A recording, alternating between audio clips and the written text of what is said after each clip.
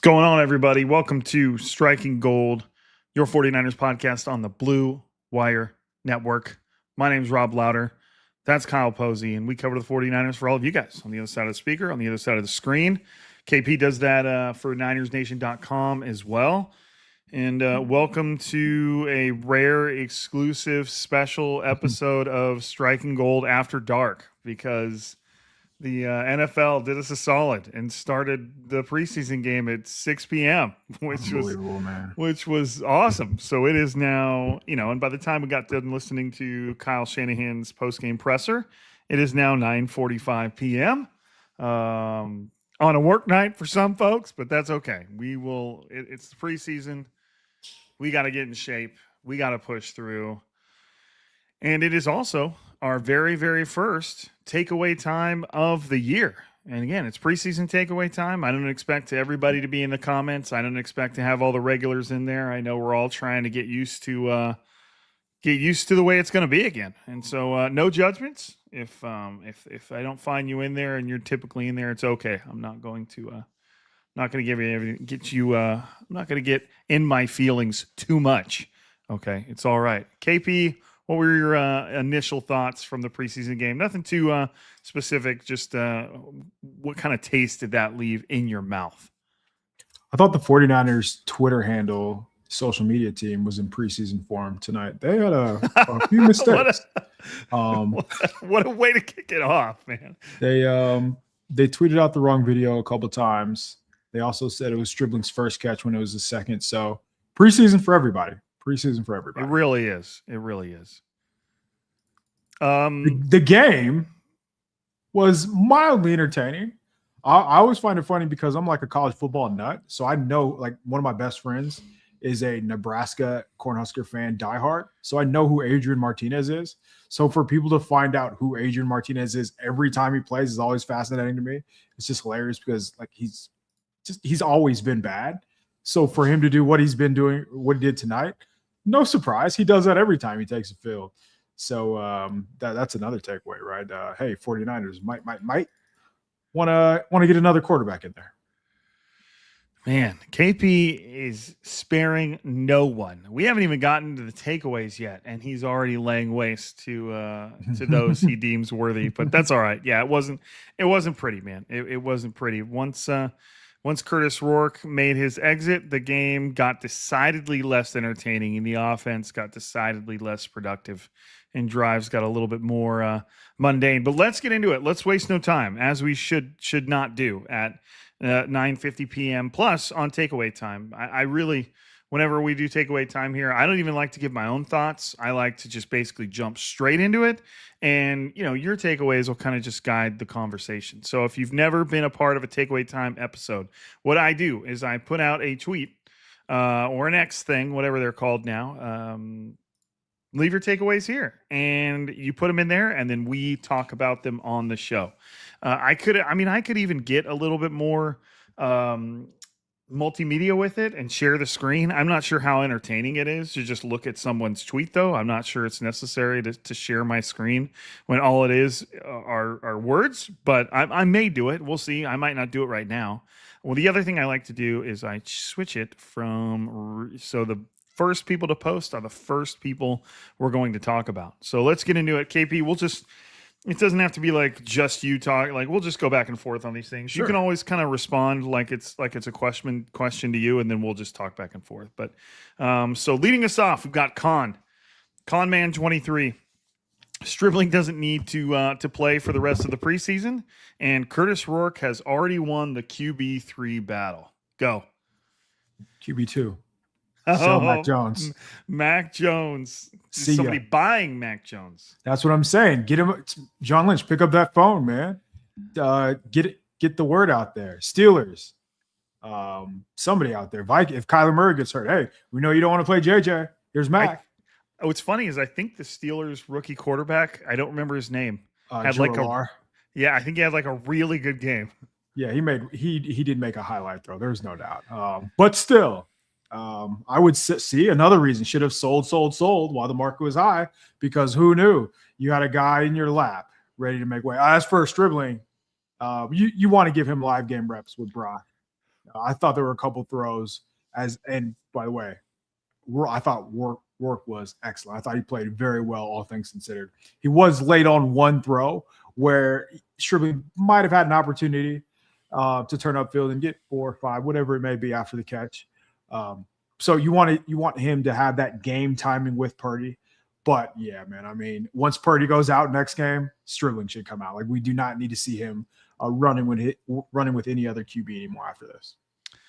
Yeah, De'Zhaun Stribling ended with, should have had it up in front of you or up in front of me. 7 receptions, 7 catches on 8 targets for 63 yards, including a 32-yard deep shot in which he had the defender beat by a good yard or 2.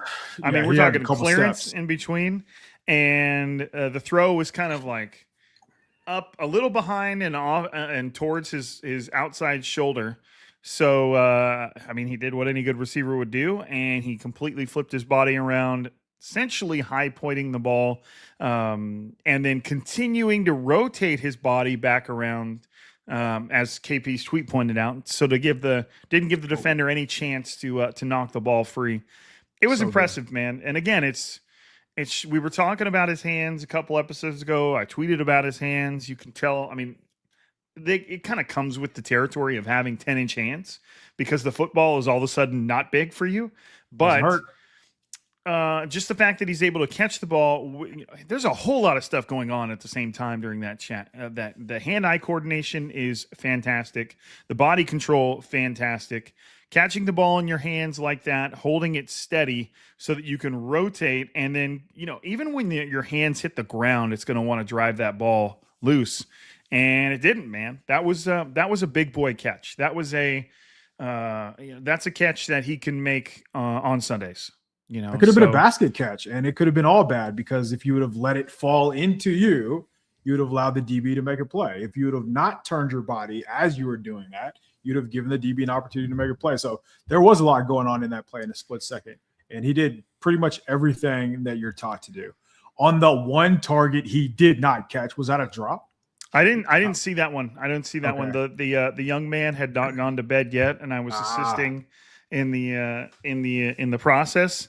And I just saw someone tweet about the fact that he dropped that one, but he hasn't dropped one all camp or something like that. So I don't know. I don't know if it was a drop. Yeah, it was. Okay. It would be tough. You would have to be the harshest grader to call that a drop. He was running a slant. It was a little behind him. He has to turn his body. It's something that a tier 1 wide receiver should catch. And, I don't want to put him in that category. I'm sure he would tell you he should catch it. But, I mean, it was tough because whenever you're running full speed in one direction, after the entire NFL world has already put him in that category. Right. He's best receiver in the NFC. The expectations, like Carnell Tate, we don't even know who he was. Was he even on the field? It was all about De'Zhaun Stribling tonight. Nobody else mattered. Curtis Rourke looked good too, man. He looked, and he was going against essentially a starting defense, was he not? I mean, it's the Titans. The entire half, basically. Yeah, and he looked good. He looked decisive. The ball was coming out of his hands well. It looked normal. It looked like normal quarterback play. So that's exciting. Runs the ball one time Kyle Shanahan has horrible luck running his quarterbacks up the Man. middle.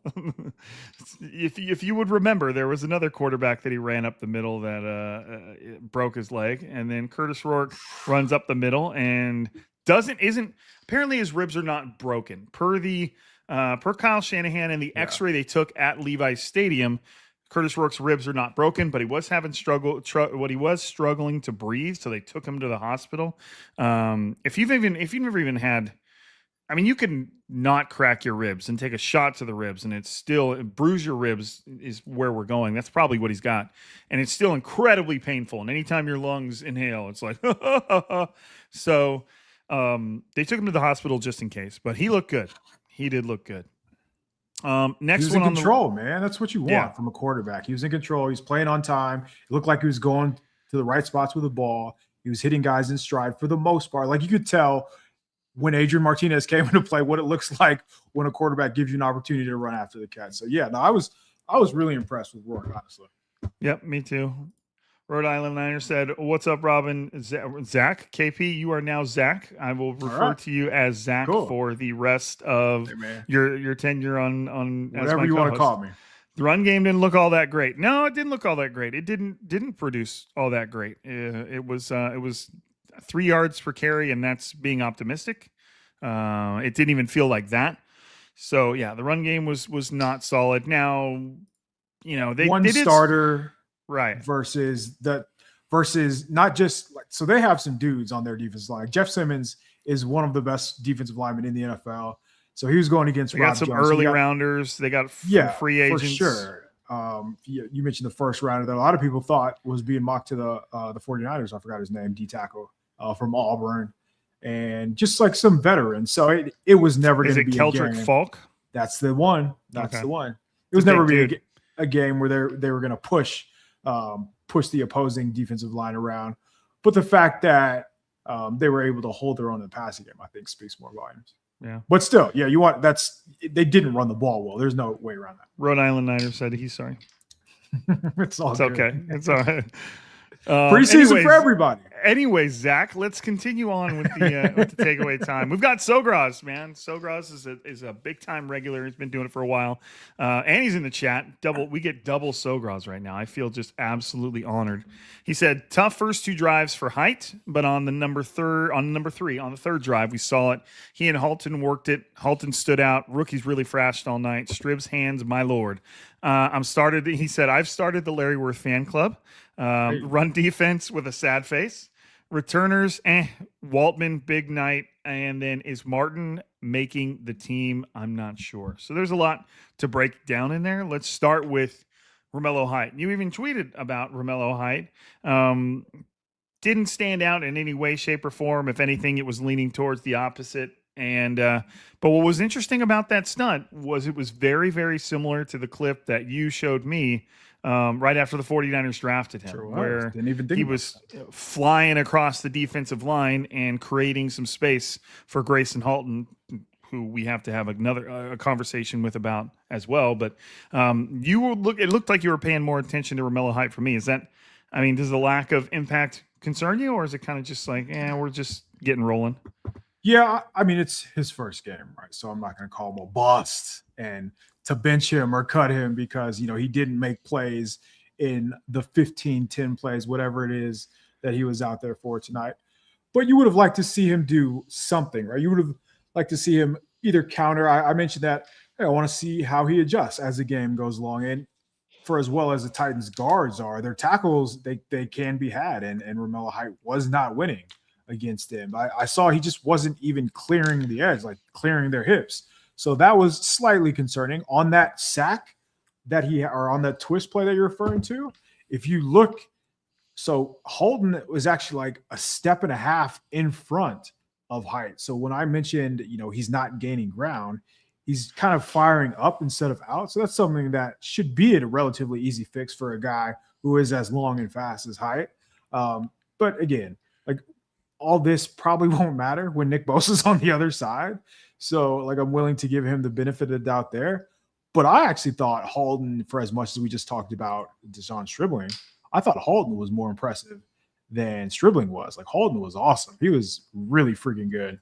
So I mentioned like him covering ground, like he was firing out. He was getting into Skoronski, who was one of the highest paid players, who was one of probably the 4 or 5 best left guards in the NFL for that I series. think he just got like a 4-year, $100 million contract, something like it was like signed within like the last few weeks, I believe. Yeah, he just got I'm pretty sure he's making over 20 million. So that makes sense.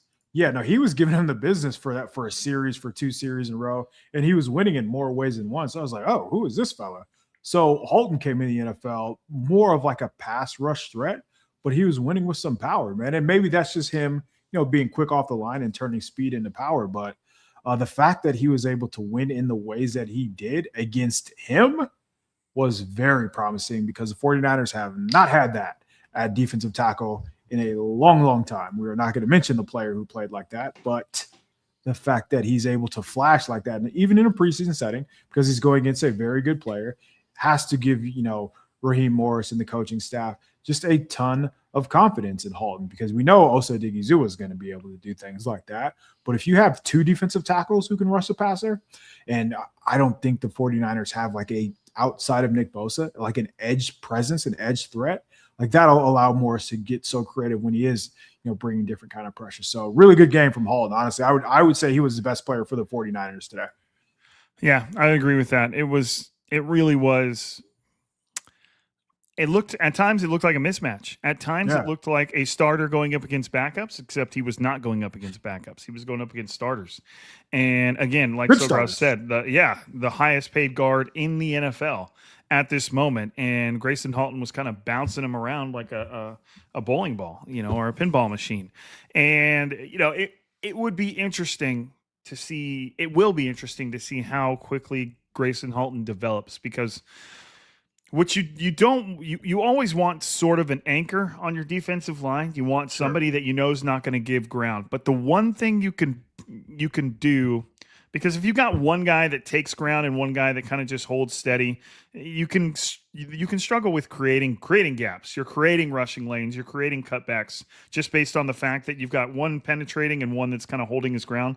But if Grayson Halton can really come along, and now on the interior you've got both Grayson Halton and Osa Odighizuwa that both can kind of drive that pocket forward, then you're not really dealing with having changing levels or one's forward, one's back, or creating any sort of weird problems for your defensive front. You can just drive it backwards simultaneously, something they haven't had, man, in a while. And I don't know. I know Osa Odighizuwa is not as bad against the run as it's kind of made his whole game style of play is made out to be. And I don't know how good Grayson Halton is against the run. Obviously, you don't want guys that can just get thrown out of the club when it's not time to rush the passer. But that was a pretty interesting performance, man. He looked like he just had a lot going for him. He was real low. He definitely had the pad level advantage, and he just looked like he had a lot of power. There was even, I think he was playing next to James Thompson Jr., who had the undrafted free agent, who had a game himself, where James Thompson Jr. got a little bit of pressure, and Grayson Halton was kind of like worked off that, and they were able to make a tackle in the backfield and kind of stuff the run right down the middle. So that's kind of what I'm talking about. You can kind of stop the run with 2 guys that can both push the pocket. You can kind of stop the run by disruption rather than just being, an immovable object. There's just different ways to do it. So yeah, it was there was a lot to like there. But I will say you had Larry Worth as your surprise make of the roster. Now Sogras is attempting to say that he's starting the Larry Worth fan club. So there should be a little bit of pushback there. I think he's getting ahead of himself. Sogras, grow up. But Larry Worth looked good too, man. And he had kind of one of those games where he was still playing late in the game, but he was getting snaps earlier in the game too. So, which is always a good sign. Whenever you're in the preseason business and you're watching a game, and if someone's playing late in the fourth quarter and it's not at a position where they don't have guys down, you can kind of gauge, okay, is this guy really a candidate to make the roster? But Larry Worth was playing pretty early on, and he looked pretty good. Did you see anything? He was. So as far as playing late, they don't really have any other options. So no Luke Gifford. You're probably not going to play like Garrett Waller because you know what he is at this point. So you want to give snaps to the Worths, the Martins, the Jalen Graham. Jalen Graham was playing in there as well. I thought Worth showed the things that you need to see. He wasn't as good as Jaden Duggar was. But again, like Worth he's going to have to come a long way. He's going to be fighting for a roster spot. I just think his athleticism, his range is going to be tough to leave him off the roster, man. For Nick Martin, was watching him very closely. It's going to be tough for him to make the roster. Like the reason that he would, based on, again, this is just based on what happened today, it would be because he's a third-round pick, and they don't want to cut their losses. They don't want to admit that they're wrong. But in fairness, 49ers done a really good job with recent running backs in the third round, and they were just like, no, like he's just not one of our guys. I saw some people kind of push back and say, no, they were just getting him a bunch of time because he didn't play that much last year. Well, there's a reason he didn't play that much last year. There's a reason that Jaden Duggar and Worth are already playing over him. It's not a good sign when your third rounder is playing in the 2-minute drill in the fourth quarter. So in that explosive run that happened right at the end of the game, the fourth quarter, clear as day, easy. You get a down block from the left guard. You know what to do as a linebacker. You run, you go. It's clear or it's cloudy. If it's clear, you go straight. It was, and he's just waiting. He's just sitting there. And then, after 2 counts, he goes too late, takes on the guard full head on instead of picking a side and keeping half of his, whether it's right, whether it's left side, free to make a tackle. So he just doesn't give himself a chance, takes himself out of the play. But he was doing that earlier in the game too when he was in there. So his fundamentals, his technique, just not very good. When he had a personal foul earlier in the game, he was late there too, so it was a double whammy. He should have sank into coverage because there was nothing underneath to hold him there. So he took the cheese, doesn't sink to 10 to 12 where he needs to be, and he's late, hits the guy, adds on another 15 yards. There was another play earlier in the game. I'm three different officials threw the flag. They were like, yeah, right. It wasn't a question of whether or not it was illegal. Tatum Bethune looked better than he did. I'm just going down the list of the linebackers and nope, I take Tatum Bethune. I take Larry Worth. I take Jaden Duggar. Okay, so if that's the case, who are you gonna leave off the roster for him? Is it Gifford? Gifford didn't play tonight. That tells me they're content with the veteran being the special teamer. So Martin's gonna have to turn it around in a hurry. Isn't Gifford hurt? I thought Gifford was hurt. And he might be. I don't remember off the top of my head. The odds are good that at any time that any 49er player is hurt. Right. When in doubt, just assume that they're hurt. I mean, I don't know who he's going to make it over. I don't know who you keep him over. Based on tonight, it's not Tatum Bethune. Based on tonight, it's not Duggar. It's not Worth even, honestly. So it's he doesn't play very instinctual at all. He's fast, but you'd have no idea that he's fast based on how late he is with his reads. So it's tough, man. Sogras says, even if Gifford is hurt, is Martin on the roster over Wallow? Well, I mean, not based on what we saw at the end of last season. Talking about Garrett Wallow was somebody who was getting postseason snaps. He immediately kind of inserted himself, and they were dealing with a lot of injuries, but he immediately kind of put himself in there, and he still looks good. And he looks experienced, and he looks like a solid backup, and he's a good special teams player, something that Nick Martin doesn't have any claim to. So here's another red flag. So on the very first series, when Martin was out there, on the third downs, he came off the field for Wallow. So he's a linebacker who they don't trust to cover. What are we doing here, man? That's a horrible sign. Mr. Michael said, hi from Thailand, 15 hours ahead, noon. Hello, welcome from across the planet. I appreciate you being here, Michael. Appreciate it. Okay, next on the takeaway list, we got Lowbridge.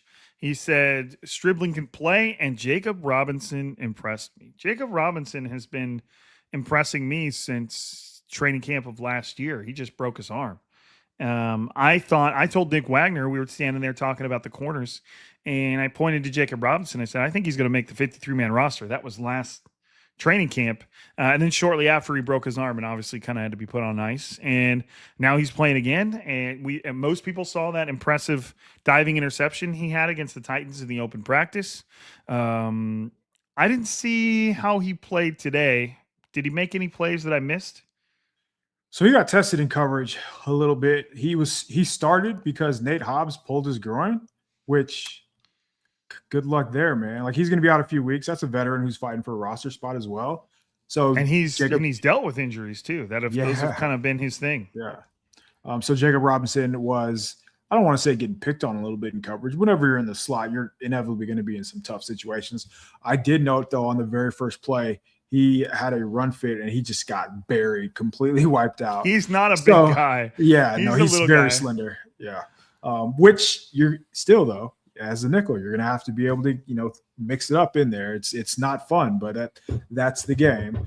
So I want to see if Robinson can kind of bounce back in coverage and just against the run.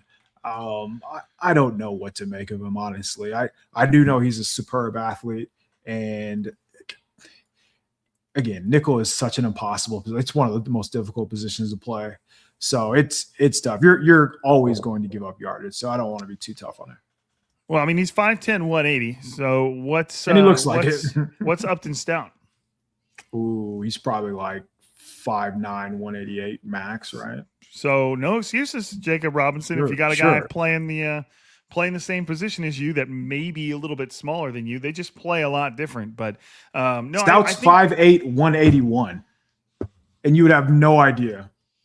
No, that dude plays like he's 6'1", but I still think that you're right to be impressed by him, Lowbridge. He does have something to him. It's just he has to have, as sad as it is to say, he has to have more than that. Like he has to exceed expectations to be a guy in his position and make the roster. Like you're just an undrafted free agent in a loaded corner group, and he's definitely somebody that probably isn't looking at anything less than the practice squad.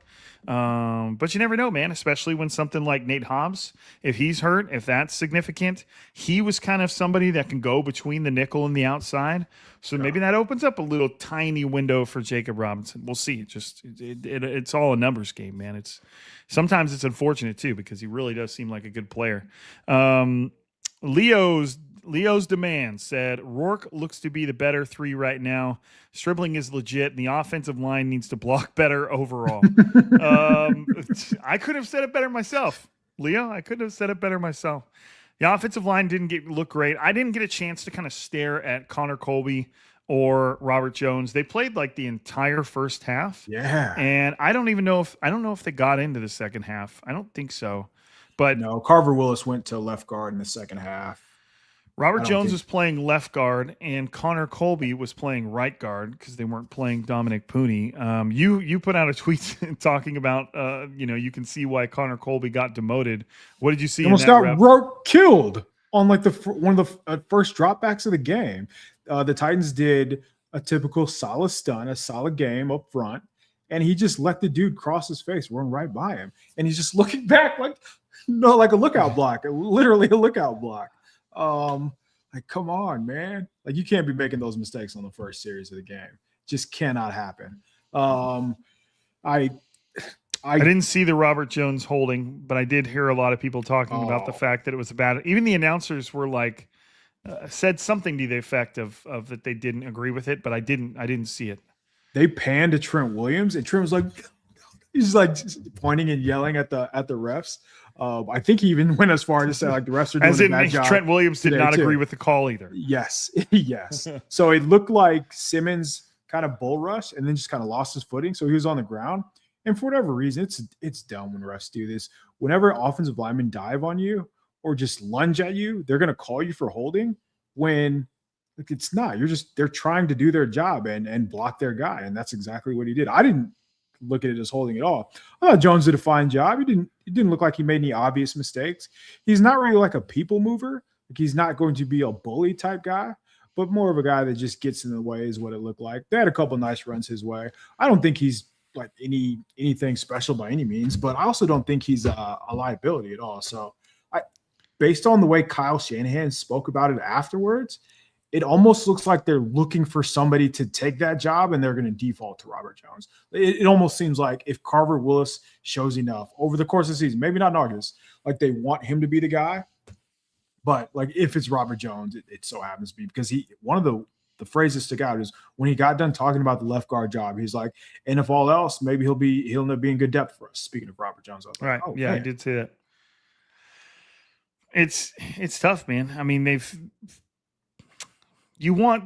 almost the opposite of what you want to hear. Obviously, you want somebody to win the competition because they've played into it and they're playing well to earn it, not necessarily like, let's just go with our best worst option. And I don't know if Robert, I don't want to just do disservice to Robert Jones, and he might be better than that, and he might end up being better than that, but it doesn't necessarily seem as like right now as if somebody's just like taking that. Now there's still some free agents floating around out there that, I don't know. He didn't officially retire, but Kevin Zeitler of the Titans, formerly of the Titans, is, I believe, still a free agent, and he's a veteran. He's 36, but he's consistently been very good. And He's been good like all the time. Yeah, and I don't think that he's retired. And first thing is that somebody's YouTube video saying, should the Titans bring him back? Because the Titans offensive line is struggling in and of itself. So, but obviously, for a Titans offensive line to be struggling and even they aren't bringing him back, maybe there's something we don't know about Kevin Zeitler right now. Maybe he's kind of informally told a lot of people in the NFL that he's probably hanging him up because he, like I said, he's a veteran, but so that, there's still players floating out there that they could upgrade to. I get the impression the 49ers really don't want to spend on anybody right now. But next up, we've got Little Hurl. He said, happy for Stribbling and a couple undrafted free agent defensive linemen, discouraged a bit by what I perceived as an overall lack of depth. Also, the Niners may have found a way to sneak Rourke onto the roster with his injury. Yeah. Interesting. I mean, they could. One of the things I put on my notes is, Mac Jones, you better grab your cleats, because Kyle Shanahan didn't sound like the 49ers wanted to sign another quarterback based on how things are on the rest of the roster. And if that's the case, Brock will play. He'll probably play in the next preseason game. But it's going to be Mac Jones and Adrian Martinez. It's not going to be, I doubt they're going to bring in somebody to replace the reps that Curtis Rourke would have gotten. So that means Mac Jones getting his night off will no longer be the case if Curtis Rourke's injury proves that he can't play next week. James Thompson Jr. had a pretty good night. That's an interesting player. He's a big dude. Let me see if our lads has his measurements on here. And I believe they gave him a decent size undrafted free agent contract. They did. I think he was like 275. Yeah, 6'6", 310 pounds. And he shared a run stop with Grayson Halton, and then shared a sack with, I forgot who, but I remember what you're talking about. It might have been, was it Eason? Larry Worth. It was Larry Worth. Oh, was it? That's why. It was Worth. Yeah, he shared a sack with Larry Worth. Thompson's a huge dude, man. He's a big fella. And he was getting some push tonight. He was getting some surprisingly good push tonight. I still would say Eason outplayed him. Like, I'm in love with Eason as a player. I didn't see enough of him. I never what number was he wearing? Eason 67. Okay. Yeah. He was impressive. So he was playing early on with like the starters too, it tells me that the coaching staff really thinks highly of him. And he was playing in the fourth quarter too, but the fact that he was playing early on. Eason or Thompson or both? Eason was. Okay.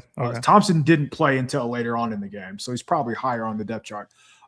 If I'm ranking the DTs based on the performance today, it would go Halton, Eason, Thompson, Collins. And that sounds awful because one of these guys was in the second round, top 50 pick.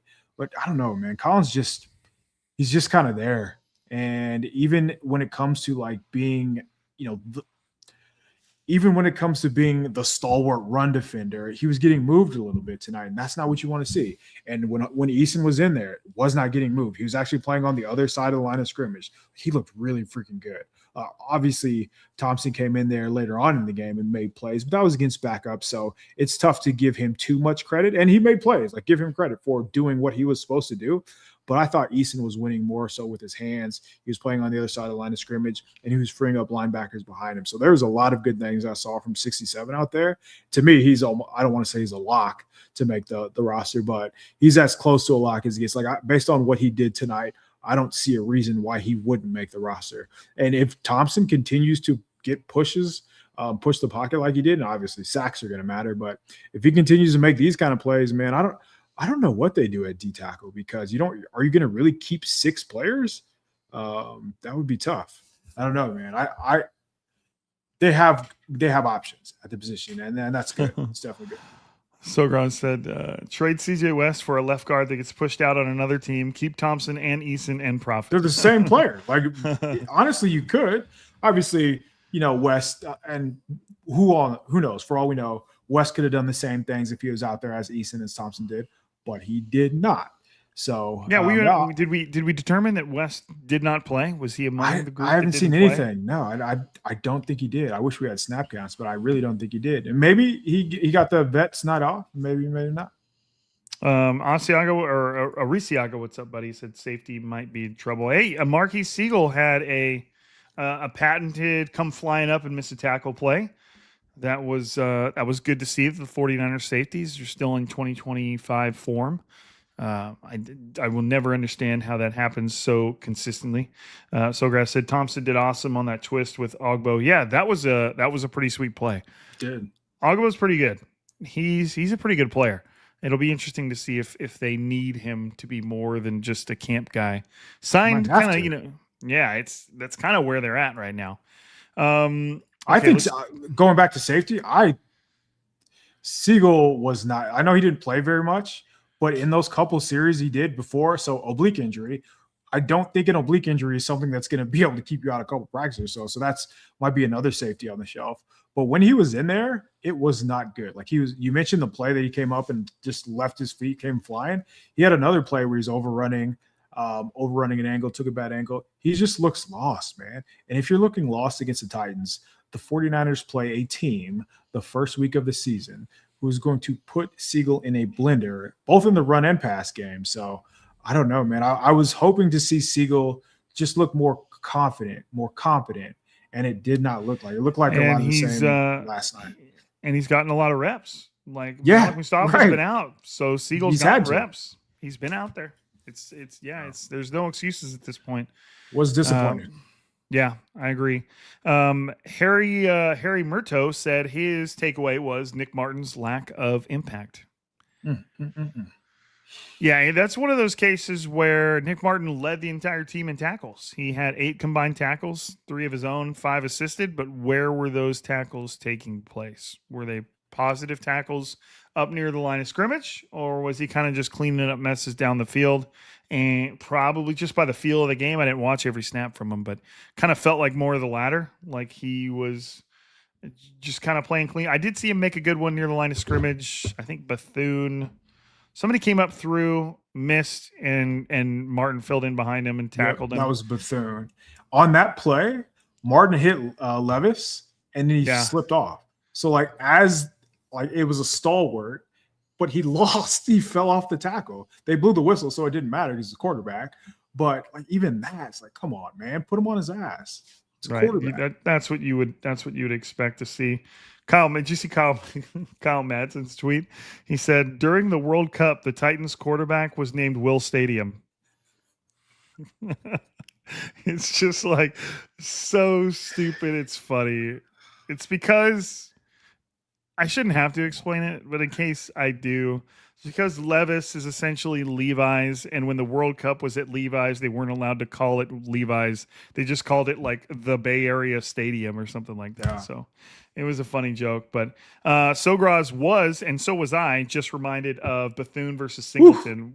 He just absolute So here's it gives me welcome to the NFL, rookie. Right. It gives me hope because every time I watch Remember the Titans and they run that reverse to win the game, and you've got the quarterback guy out there lead blocking for him, and he's just hitting these guys and they're just going flying off of him, and he keeps running to block more guys. I'm like, man, when have you ever seen that? When have you seen someone just delete someone and get to keep running and make more plays?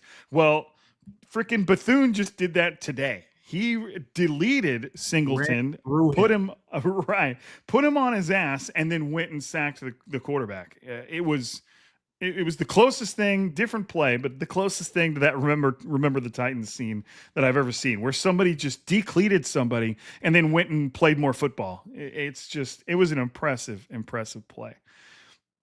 It doesn't really relate to the takeaway, but another note I put on here is that Jaden Duggar got to track down the number 1 overall pick. Sure did. That was a cool play. So that's how you're supposed to play the position, Nicholas. You play it from top Nicholas. down. You gave him the Nicholas. Like, you're fast, so you're going to be able to recover going downhill. You're never going to be able to cover going from the line of scrimmage backward. Like, it seems so simple. So the fact that Duggar has things like that figured out is not a great sign for Martin. Next one, we've got chasing gold. Ooh, that kind of goes with we're striking gold, and you're. Anyways, Grayson Halton may be the steal of the draft. It's early. Hello. It's early, but it was really impressive. It was really impressive, and I think at one point, can't remember. I think I was talking to KP before a pod or something where I even said, I was like, Grayson Halton might be the best. I could see a clear path where he could be the best pick of this draft class. Now he's going to have De'Zhaun Stribling's going to have something to say about that. It looks like, and you know what's the other thing I said about this draft class is if they would have taken Grayson Halton in the 3rd round and then taken Kalen Black in the 4th round, then the conversation would have been completely changed. They would have been like, "Oh, that's a great pick, Grayson Halton. This is right around where he's supposed to go. Great value, whatever." And then Kalen Black, no, not a 3rd round running back. It's a 4th round running back. Everything's good. We're all safe. But yeah, I'm excited to see where Grayson Halton goes from here. That's a hell of a. Remember, like, Halton was going in the 2nd round in mock drafts. Yep. So like he should be viewed as a 2nd round talent. Even swap Halton and Romello Height.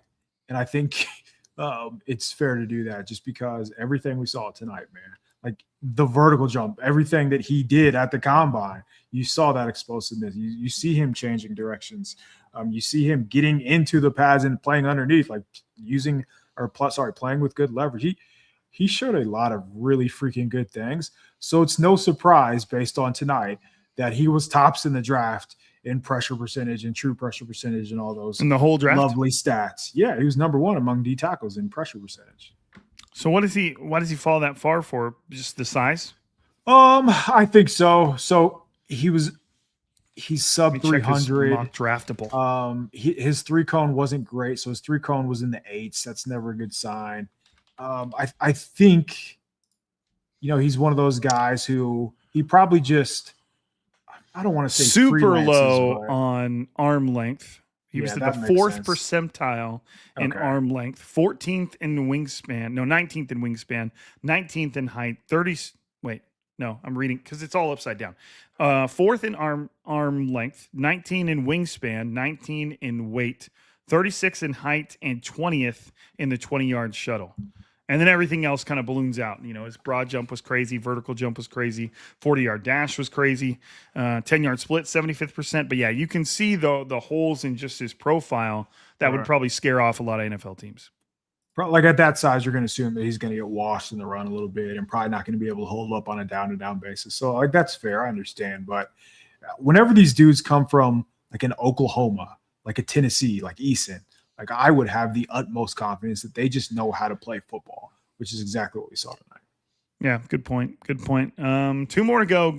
Gadfly said De'Zhaun Stribling may turn out to be the best wide receiver to come out of the draft.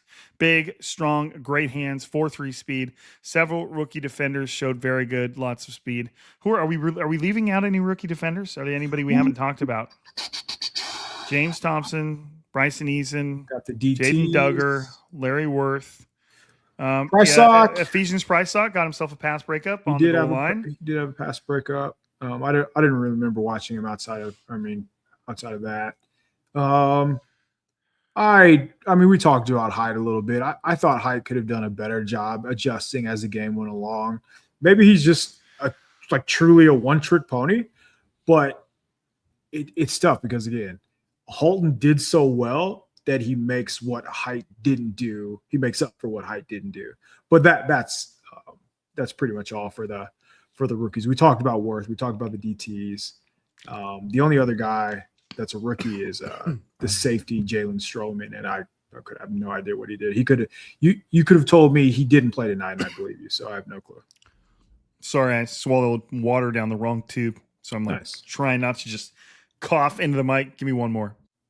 Are we going to, at what point does Kalen Black return? At what point does Jordan James return? Like we need to see. You're hoping you get in the preseason. You're hoping it's That's in what the I'm preseason. saying. We need to see the young bucks run the ball, tote the rock, behind the first string offensive line too, not behind the guys who were out there today. Yeah, poor Sincere McCormick was like their bell cow back for a while. Like that man. Khalil Herbert getting rocked in the backfield. Yep, and then they brought in Khalil Herbert. Had a cool catch, and he's a pretty good pass catching back. If there was a way for him to make the roster, he can catch the ball. But yeah, everything's on the table for De'Zhaun Stribling right now. That was about as good as a start as you can ask a guy in his position to have. Like he did all the things you want to see, and now you just go from there. Hopefully, that was a big amount of confidence for him.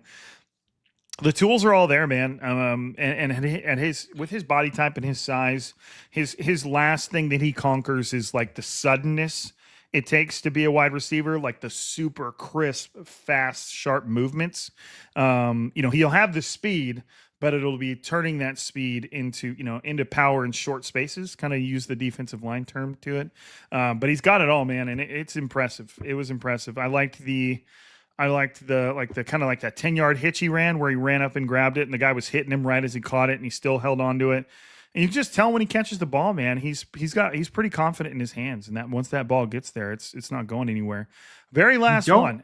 You don't need to be just super shifty to run these timing routes, like you mentioned, like those curl routes, the out routes that they were doing with him. So if you could just use his speed on those, like he'll be fine. And those type of routes should give him enough time to work on his nuance as he figures out how to add more to his bag when the route running. So he has such a great baseline to work with.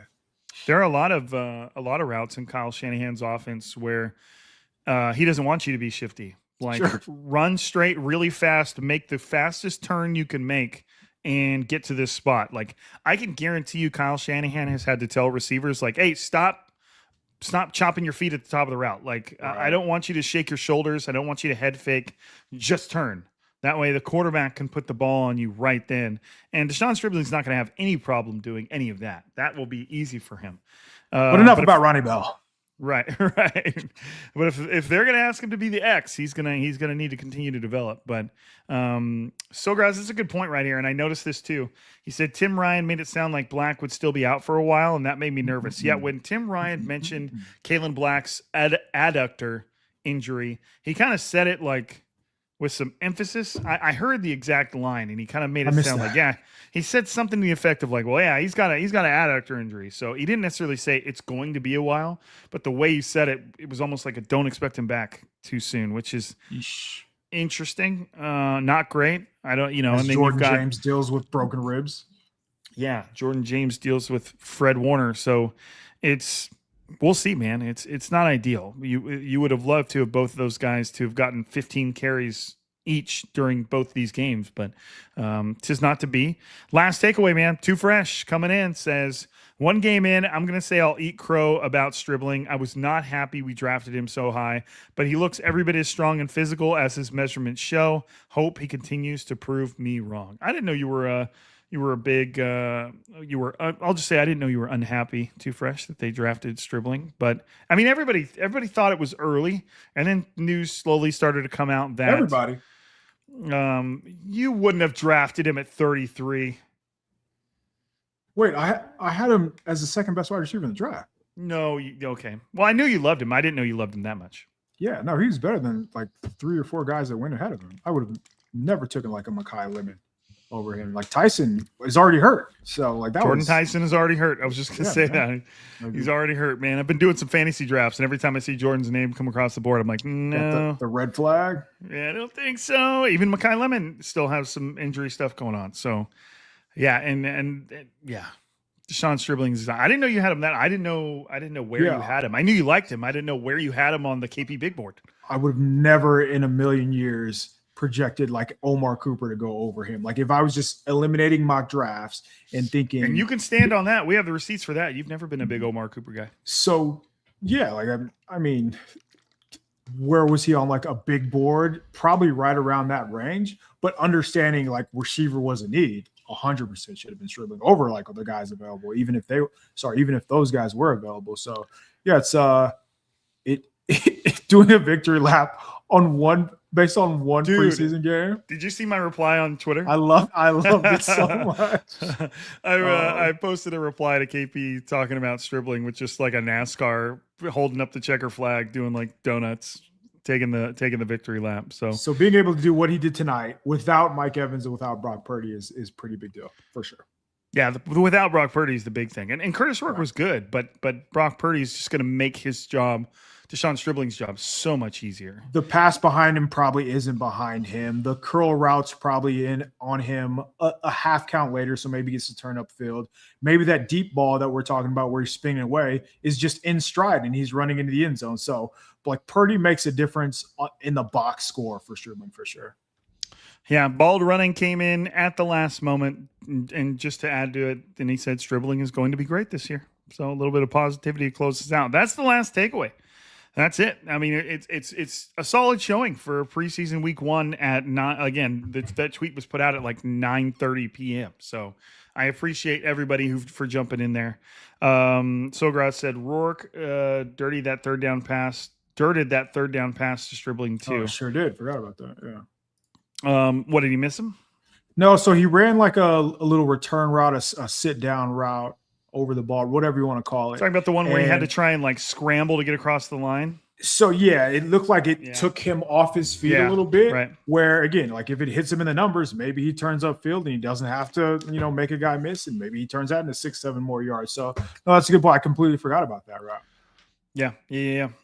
So there we go, man. That's it. Takeaway time. And again, if you missed this one, it's no problem. We're going to do it again next week. What time do the 49ers play next week? 49ers versus probably 9 p.m. Chargers? 9 p.m. What time is that game? I don't know. I don't have it ready. Oh, here it is. 7 p.m. tonight. It's an hour later than this one. Is somebody on a Thursday? Is somebody messing with us right now? Unbelievable. We might start takeaway time like during the third quarter. Yes. We might as soon as they pull the starters. Yeah, we might have to do some takeaway time during YouTube while watching the game. It's going to be outlandish. 7 p.m. What is wrong with you folks? It's because they're on the West Coast. It's because they're on the West Coast. Welcome to the new season, Striking Gold fam. Yep, I'm excited for that. So, Grouse, it's a new era, man. It's the YouTube era. It's everything's coming. It's the KP era. Hey, Zach. The Zach era, the Zach Attack era. It's exciting, man. Yeah, that was a cool preseason game. Hopefully, Rourke, nothing serious with Rourke. Hopefully, it'd be ideal if he could get back out and keep playing, but something tells me they're going to have to hold him out longer than that, which just means that, maybe it's a blessing in disguise-ish, because Mac Jones is going to have to go out there and throw some footballs. So that'll be fun to watch. I just don't get the impression the 49ers are going to want to add another cornerback just to make up for Curtis Rourke being out for a little bit. But hopefully he's not. Hopefully he's good. All the X-rays came back negative, and he's back out on the practice field next week. Nobody mentioned Jordan Watkins. He had a decent game. It was late. He was playing late into the game, but Jordan Watkins was right behind De'Zhaun Stribling with 6 catches on 10 targets for the punt returner, 59 yards. Yeah, so that was a good game for him. I don't think his roster spot's guaranteed, but a good preseason counts. Yeah, we had everything that was on my notes. Jack Jones, cornerback, has been having a good training camp. He left the game with a hand injury. We didn't get any confirmation on whether or not it was serious or not, but they did rule him out quickly. So that could be a big deal, but it's also injury updates. So yeah, he just went down the line. Jack Jones, hand, Curtis Rourke, ribs, Nick Barton, stinger, Marcus Siegel, oblique. That's all. Go ahead, guys. Right. Don't ask me about my concussion. Thanks, coach. What's that from? When a coach just gets done screaming into the...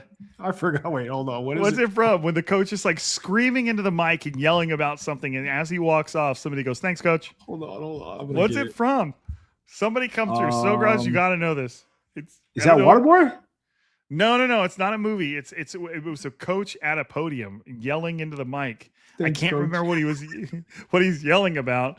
But I'm trying to YouTube it right now. Thanks, coach. Podium. Oh my goodness. Oh, I can't find it. Somebody's just absolutely yelling at the mic. Somebody asked him a question, yells into the mic, and then as he's walking off, the guy that asked the question goes, "Thanks, coach."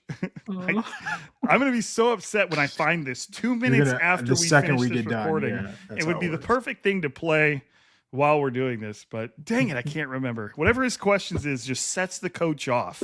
And then as he's walking away, just, "Thanks, coach." Dang it. I can't remember it. I hate it. But if I find it, I owe it to you guys. We'll watch it. Okay, so it is Thursday. We will be back on here. So the game's not until next Thursday. Okay, so as for now, we probably won't be back on here until next Monday. For the usual, we'll break down any new news we've gotten, anything else from training camp, and kind of leading up into the game, previewing the game. And then we'll be back on here for the game itself.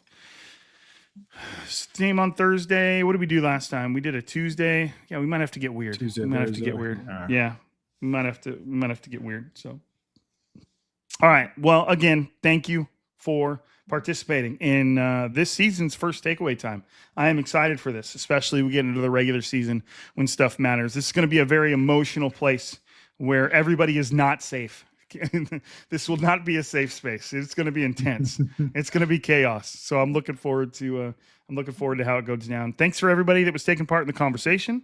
Thank you for everybody who's listening on the podcast. If anybody wants to, make sure you're liking our YouTube channel, make sure you're subscribing to our YouTube channel, and making sure you are leaving us a 5-star review on the podcast side of things if you deem us worthy. I appreciate it. KP, are we good? Any last thoughts? I think we're good. We've striking gold. Stribbling strikes again. Ooh, dang! You just pulled that out of nowhere. That was impressive. I'm gonna have to revisit the podcast title. That was nice. All right, everybody. Appreciate you guys. Thank you very much for being here. But for another episode, I'm Rob. That's KP. This is Striking Gold, and we are signing out.